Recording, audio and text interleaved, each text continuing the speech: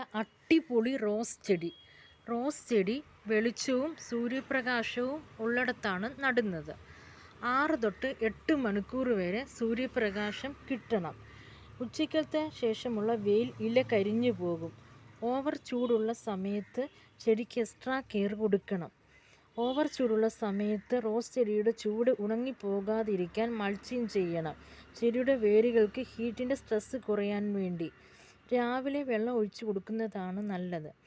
വൈകിട്ടത്തെ വെള്ളം ഒഴിച്ചു കൊടുത്താൽ ഒത്തിരി ഈർപ്പം നിൽക്കുന്നത് കൊണ്ട് വേഗത്തിൽ തന്നെ ഫംഗൽ ഇൻഫെക്ഷൻ ഉണ്ടാകും. മണ്ണ്, മണൽ, ചകിരിച്ചോറ്, വേപ്പിൻ പിണ്ണാക്ക്, എല്ലുപൊടി, കമ്പസ്റ്റ്, ചാണകപ്പൊടി ഇതാണ് പോട്ടി മിക്സ്. ഒത്തിരി പൂക്കൾ ഉണ്ടാകാൻ വേണ്ടി പഴത്തിൻ്റെ തൊലി അരിഞ്ഞ് ചെറിയ കഷ്ണങ്ങളാക്കി കുറച്ച് വെള്ളം ഒഴിച്ചൊരു പാത്രത്തിൽ അടച്ച് മൂടി വെച്ച് ഒരാഴ്ച കഴിഞ്ഞ് ആ വെള്ളം ഊറ്റിയെടുത്ത് നേർപ്പിച്ച് ചെടിക്ക് ഒഴിച്ചു കൊടുത്താൽ ധാരാളമായി പൂക്കളുണ്ടാകും.